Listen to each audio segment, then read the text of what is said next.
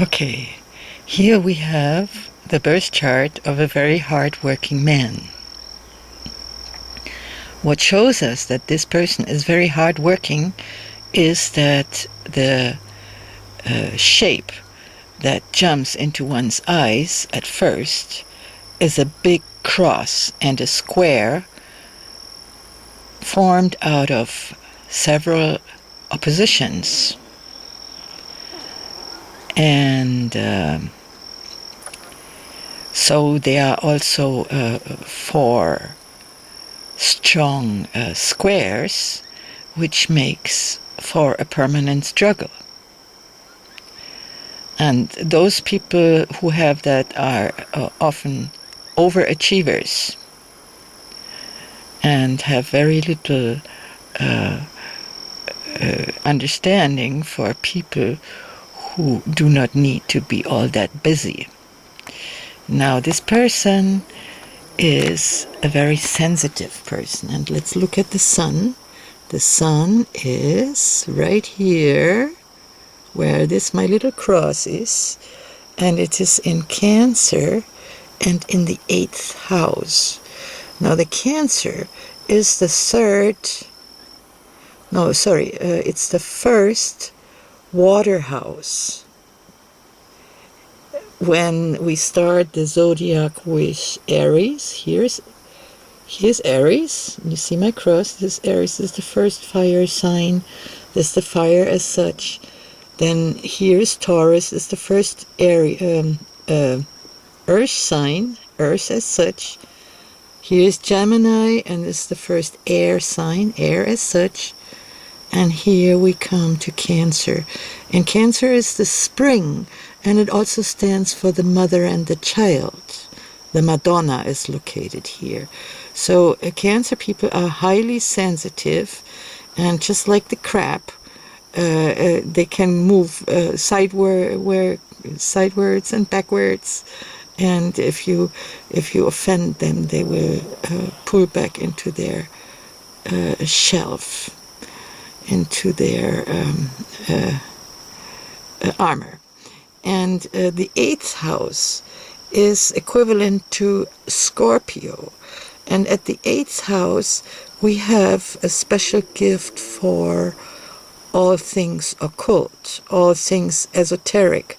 Now, the occult is another word for secret, and it deals with the psychological secrets that are applied on us, the so-called commoners, to be ruled and to do what we're supposed to do.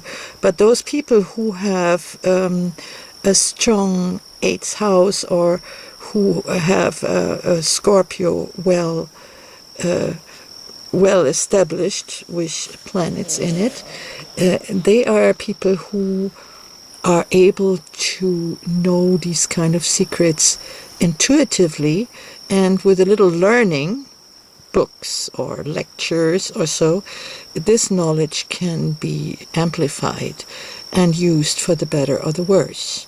So here we have a highly sensitive person with a great gift, a great talent to explore the occult, the esoteric, the secret knowledge of humanity, for whatever reasons. Now, the 8th house also contains here Venus and Mercury. This is Venus, where is the cross, and this is Mercury, where is the cross now. And it's in Leo. Now, Leo is the 2nd fire sign of the zodiac. The first was Aries, and in Leo we have the fire in service of the ego. Now, here we have the king and the queen in Leo. And now this person has Venus and Mercury. Well, Venus stands for the aesthetic and Mercury stands for the intellectual, and both are at the same spot. That means this person thinks aesthetically, and his aesthetic sense is paired with intelligence. So this is a person who is able to make beauty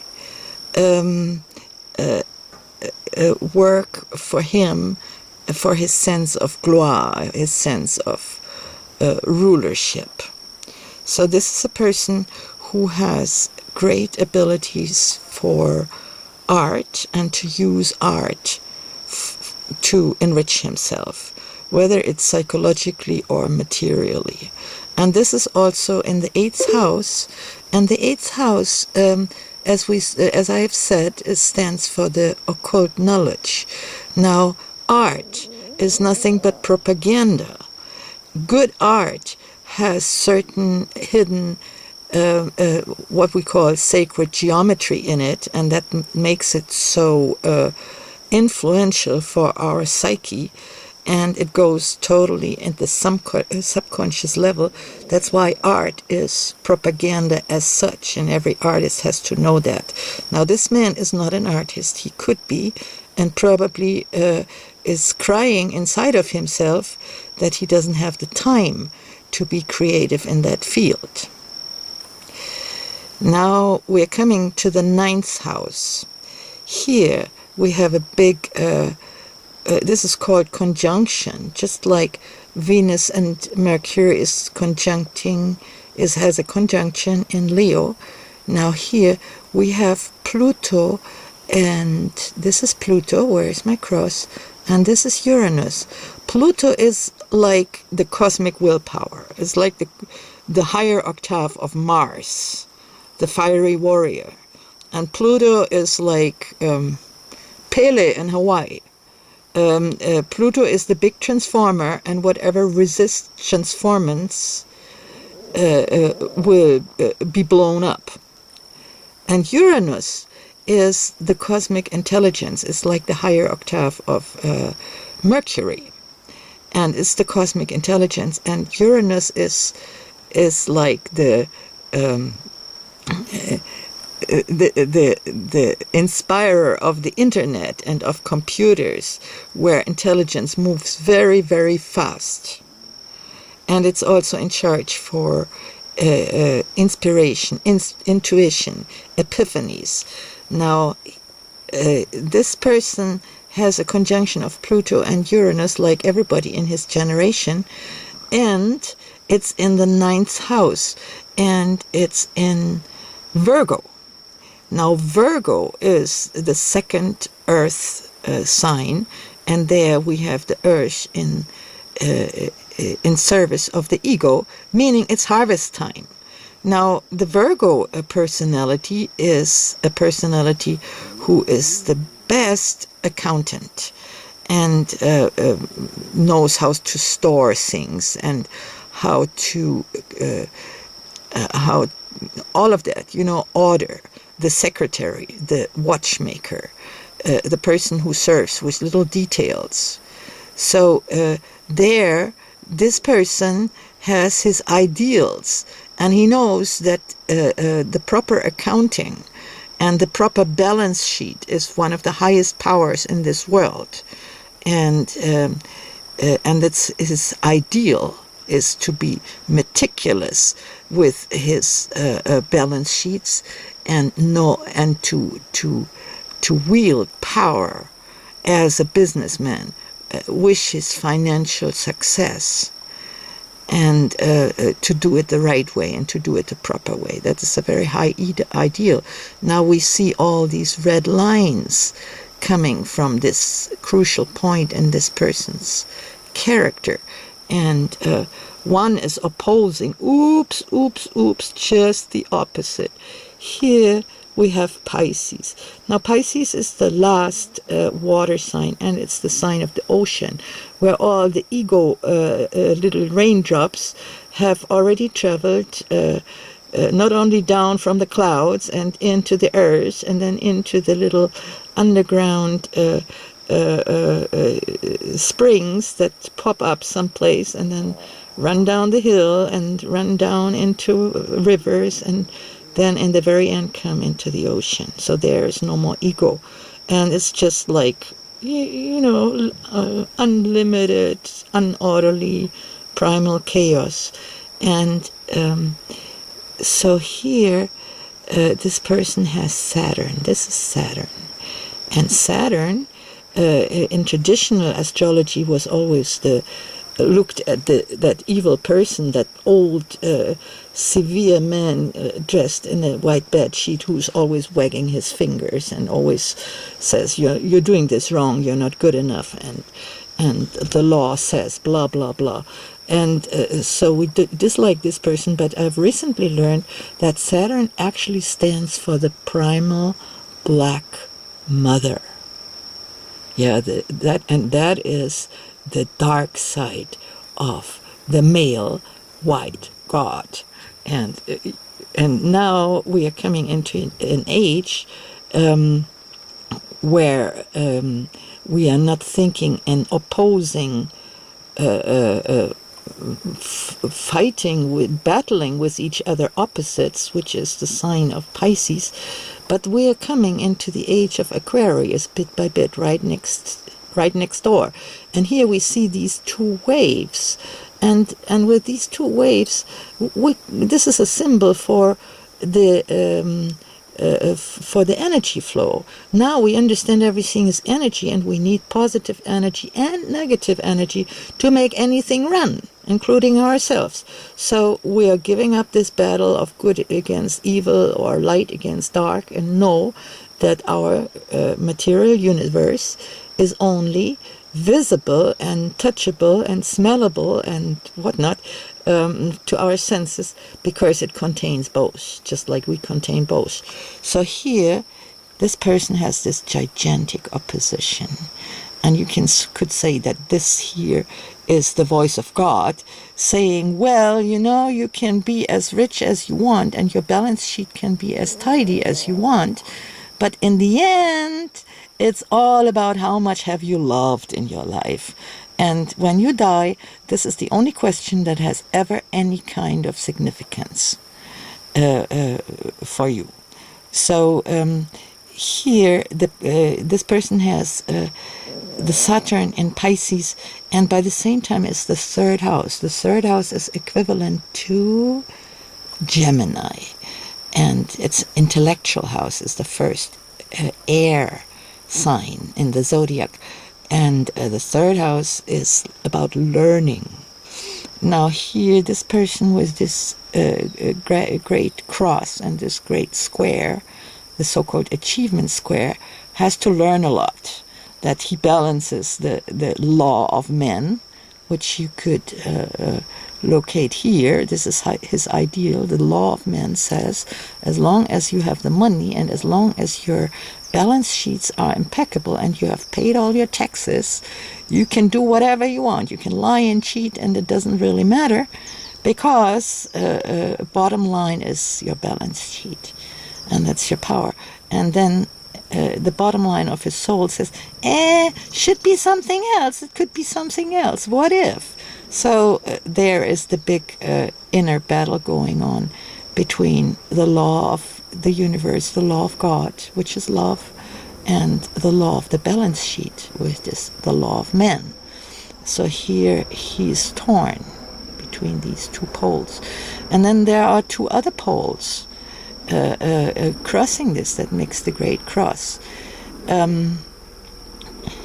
But let's first go around the houses. We have started from the 8th house, where the sun of that person is located, and that also gives him some Scorpio qualities, because the 8th house is equivalent to Scorpio, and it's not only the sun but also Venus and Mercury in the 8th house, having Scorpio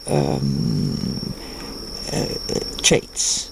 The 9th house is about the ideals, the ideal of the tidy storehouse with all the goods to be distributed to the people who need it.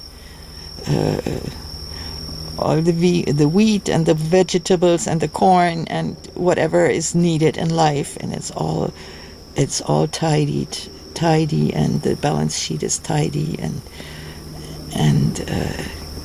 so there is a big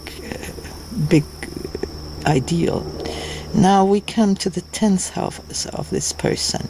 And the 10th house starts exactly at the border between Virgo and Libra.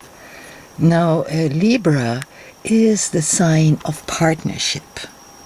And here the man has his Mars. The Mars, that is our inner warrior. And Mars is in charge of aggression. Now, aggression, there's nothing wrong with aggression. Aggression is the go-getter.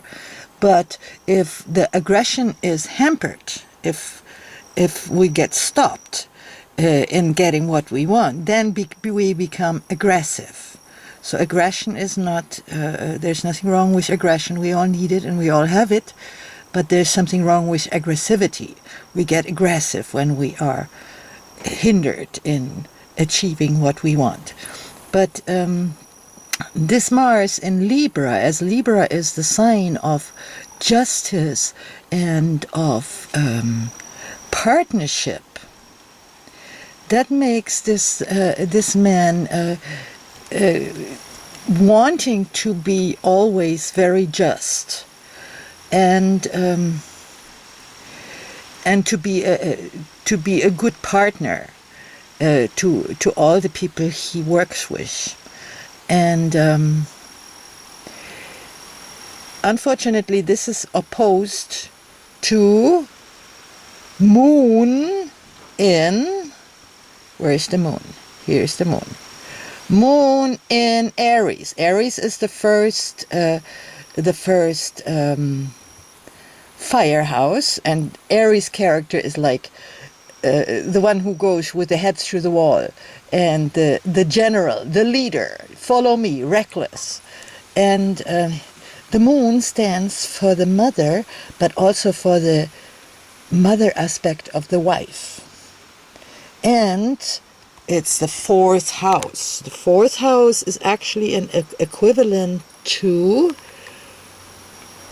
Cancer. And it is the house of the family, the mother and child. Now, here we have a man who has the moon in the 4th house, where it belongs. That means the mother-wife, the wife-mother, is at home. But she's fiery. She's very fiery. And she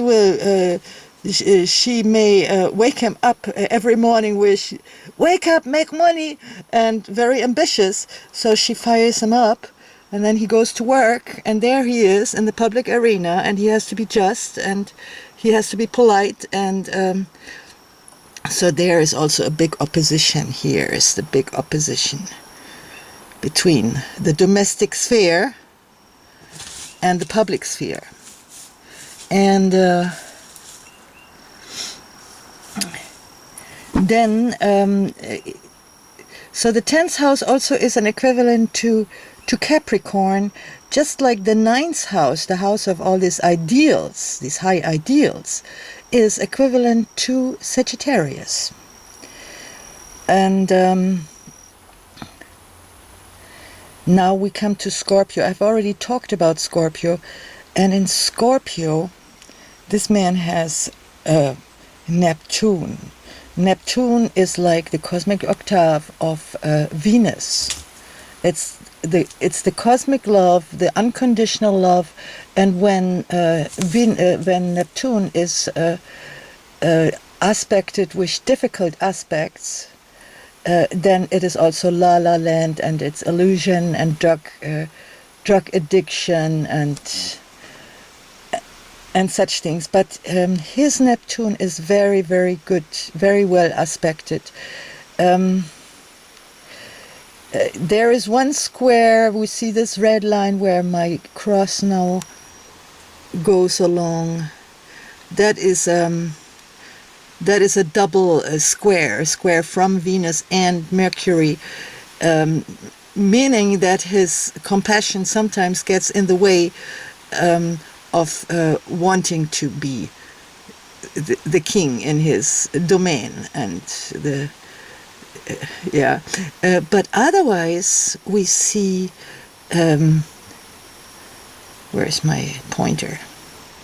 We see this long blue line from, here we are. You see? We see the long blue line from Neptune going where? Into Pisces, directly to Saturn. And Neptune actually is at home in Pisces. Of course, that's the god of the ocean, yeah? So should be at home at Pisces. And as I had said before, there is a lot of deep psychological and spiritual knowledge in Scorpio, and with this emphasis, with this emphatic feeling of Neptune there, it becomes even stronger and is very well connected with Saturn, with the voice of God, as I call it. And so this person has a very profound ability for empathy and compassion. And this is in the 11th house. The 11th house is equivalent to here, Aquarius, or New Age, where everything's supposed to be better than in Pisces. We'll see. So this is the public sphere. This is the sphere. Well, the 10th house is also public sphere, but it's like career, the career where, yeah, our professional field. But the public domain of the 11th house goes beyond the professional. It's like we as, voters, we as citizens, and so this is the whole, it embraces the whole humanity. So as he shines into this public sphere is actually with a lot of compassion, with a lot of empathy. So that's a very good thing. And now we come to the 12th house, and lucky, the 12th house is empty. The 12th house is equivalent to Pisces. Down here, where's my pointer? Here's Pisces. And this is the 12th house. As Pisces is the 12th and the last sign. So the 12th house is also the last house. And is empty in this man's case, meaning he doesn't have a lot of karma to process anymore. He still has a little, but not much. And his sign rising, that means, it's right here, where's my pointer? The sign rising is the so-called ascendant. That is exactly the point that appeared at the eastern horizon when this man was born, a long time ago. And so he has Sagittarius rising, and Sagittarius is a generous, far-sighted, often blunt character, is very, very occupied with righteousness, what is right, what is wrong. I call the Sagittarius is the keeper of the sacred fire, is the priest, is the philosopher. There can be self-righteousness. There are the crusades of the Bush era that was under the sign of Pluto and Sagittarius. There we had crusades. What is the right religion? Now that's the downside of Sagittarius, but the good side is that it is a nature-loving, blunt, generous, far-sighted individual. And again, we have this big, fat, red opposition. See, in a birth chart, whatever is red is conflict. Whatever is blue is gifts, is where the energy flows easily. Now here we have the Sagittarius personality, which is somehow like the real person, while the location of the sun is like the persona, is how we shine into the world. But who we really are is more, it's more our ascendant, our sign rising. And just opposite of this point, we have who? Jupiter. Do you see Jupiter? Here is Jupiter, and then right next to Jupiter, not so close that one could call it a conjunction, but close enough, and in Gemini. Doesn't see this really well. Oh yeah, here, now we go. Here's in Gemini. This little hook here, that is the karmic aim, which also is in Gemini, so that makes Gemini important for this person. And that means one has to go into the public again and talk and communicate facts, like the small kind of knowledge, the fact knowledge is located in Gemini or in the third house, the facts, but the overall conclusion of the facts to form the bigger picture, that is actually characteristics of Sagittarius. So, and here we have Jupiter, and Jupiter in Gemini makes one quite able in communication. But what really matters for this person is difficult for him to bring across. And also, this is where his partners will be located. But as Jupiter is still in the 6th house, and the 6th house is equivalent to Virgo, of all people, and there is service and hard labor.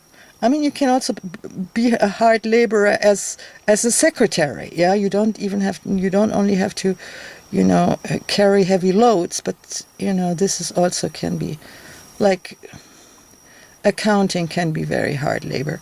So anyway, here he gets a partner, but the partner is unfortunately not in the 7th house. It's still in the 6th house, meaning he has to work for his partner. But still, it's a good partner. But unfortunately, there are these squares. Like here is the big square to what I call the voice of God, and here this partner is kind of practical, right? And he doesn't give anything on the generous and philosophical nature of his business partner. All he says, I don't care, as long as the balance sheets are right, you can do whatever you want, but this is the only thing that matters for me. Now, we have to look at the houses that are empty, because whatever is empty has no relevance for the person whose birth chart this is. Now the first house is empty, and that means this person doesn't need to find out who he is. He will know that anyway. So meditation on one's navel is not needed with such a personality. The second house, here this is the second house, mostly in Aquarius. Here is this little thingy, it's called Lilith, the dark moon, and that is kind of the thorn in one's flesh. And here the person says, I need to own things in order to be free, because Lilith is always the point where we want to be free. So for this person, he needs to have a stash. He needs to hoard and to own in order to feel free and independent. And this kind of opposes his sun. Here we have not a very fat, but we have a red. Do you see my pointer here? There's an opposition to the sun. Is actually being stingy, and hoarding is not something that this person really wants to do, but sees no other chance for his independence. Now the next house that is completely empty is the 5th house, and the 5th house is the equivalent to Leo. And in the 5th house we fall in love, and we make children, and we make art, because falling in love is something entirely different from actually loving and raising children. That is clear, yeah? Like creating something is located in the 5th house. Meaning, even though this person has a lot of artistic gifts and understanding, it's not his fate for this life to actually be an artist. So this is located here, is empty. Now, here we have the 7th house. The 7th house is also empty, except one star I brought in today for the very first time. I haven't even checked it out my own self in my own horoscope, but here we have Sirius. And I cannot say anything about it because I haven't worked with Sirius yet, but I'm going to. But otherwise the 7th house is empty, meaning this person doesn't really need partners. Although with Mars in Libra, he may appear like a good partner, but I wouldn't want to be married with him. Well, you know, if he has a wife who's happy if he's making a lot of money, and then right here, you know, she stays at home, and she, you know, like she stays in the background, and she just wakes him up in the morning and say, wake up, go make money, then maybe that's fine. But otherwise she may be lonely. But it is none of my business. So, and then the 12th house is also empty, as I said. Where's the 12th house? Here. Here, this is also empty, meaning there is no particular hard karma to be processed in this life. But what is especially important for this person is learning. And there is this little thingy. Where's my pointer now here? That I haven't talked to. And this is Chiron, the wounded healer. Meaning that this man, as Chiron and Saturn is so close to each other that one can call this a conjunction, is that he has a sense of what heals. And of course, as this is bound in this huge achievement square, and with all its oppositions, he knows very well that professionally he will never be able to do anything with this gift he has for healing and understanding what healing means, but through the back door he can bring it in. And I'm going to support him with that. And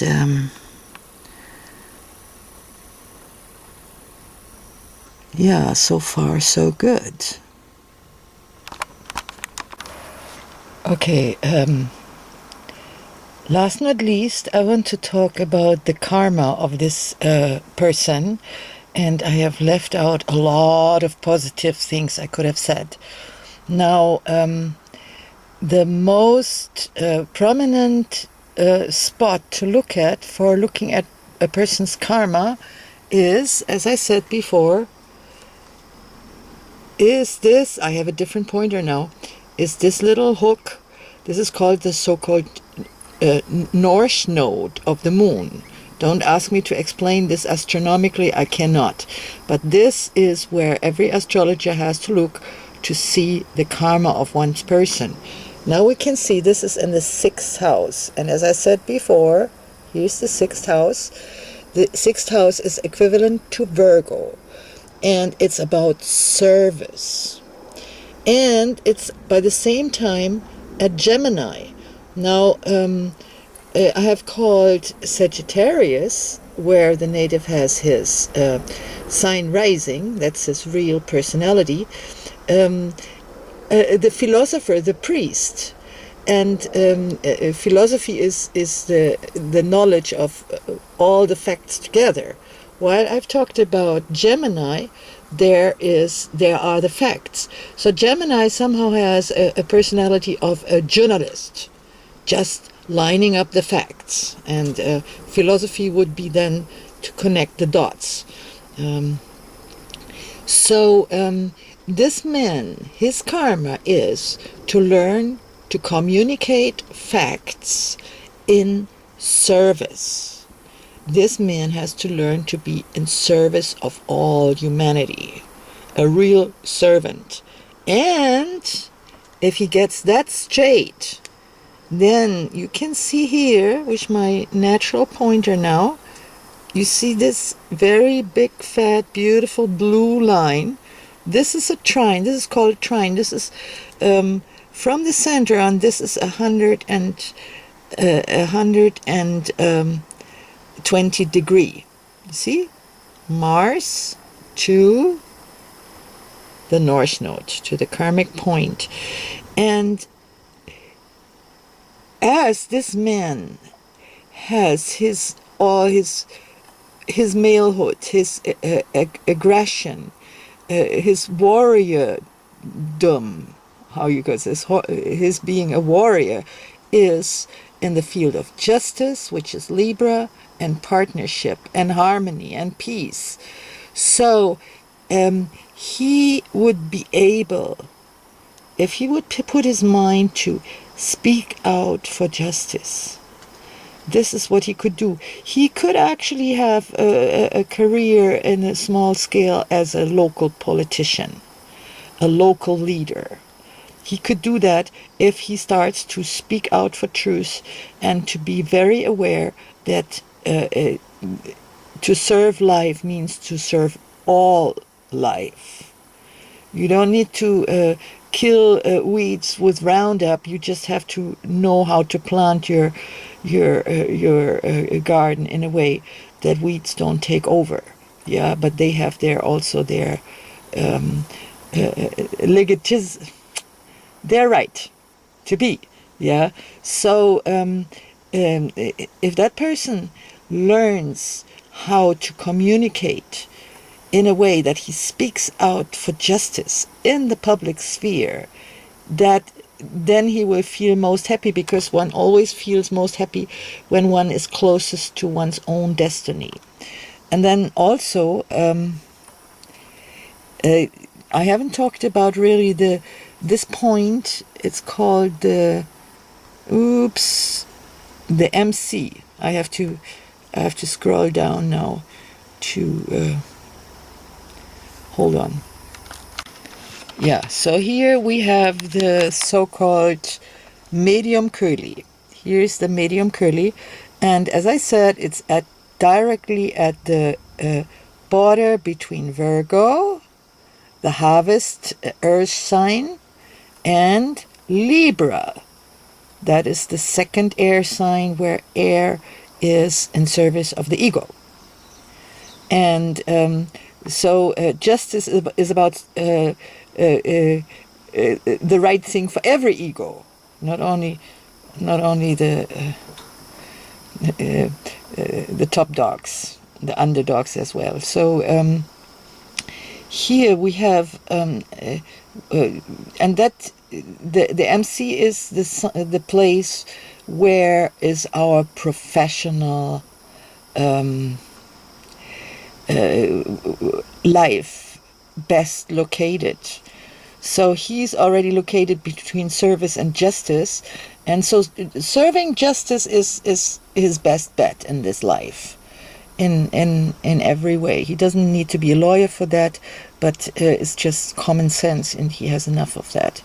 So we can see here, from here we see this one blue line, and it goes where? Goes to Lilith. So there he says, I need to have a stash. I need to have to hoard things in order to serve professionally the best way. Then we also have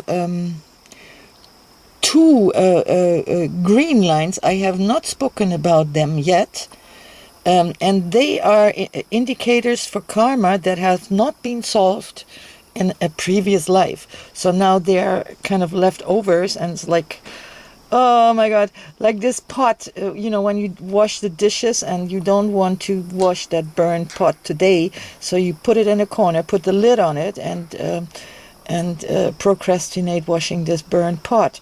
And then the longer you procrastinate, the more ugly it becomes, and you won't even look in the corner of the kitchen where your pot stands anymore. But sooner or later you have to. So now here we have some karmic aspects like that. Here one goes from this beautiful tight conjunction of Venus and Mercury, what I said, gives this man a very good taste. He is able to use style, artistic style, elegance to improve his personality. But it goes here to whom? The wounded healer, Chiron. So his sense of aesthetic is in the way for him to use his healing abilities, because sick people sometimes are not so aesthetic, so that turns him off. This is one karmic leftover that he hasn't solved, an inner conflict that hasn't been solved in another life. And then there is another one, and this is from this little dot I haven't talked about. This is where we best work off our karma. This is called the point of fortune, or something like that. It has nothing to do with fortune, but it has something to do with working off one's karma. And again, it's in the 9th house, and it's in the house of service. Yeah, so being in service is all he has to do. So there is a conflict between hoarding stuff and to be independent and to be in service. So that is a person who's not very happy about his own stinginess. He knows he doesn't love him very much with his stinginess, but he doesn't see any way other to be in order to stay independent. So that is a karmic leftover. But the most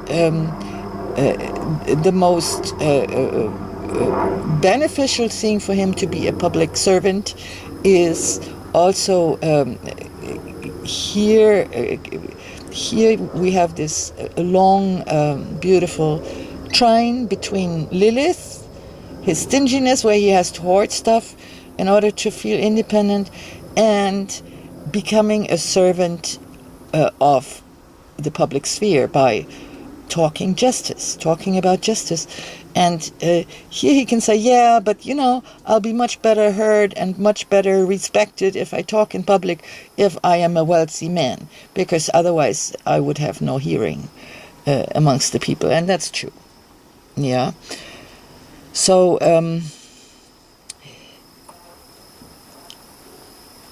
yeah, I think that is enough for today.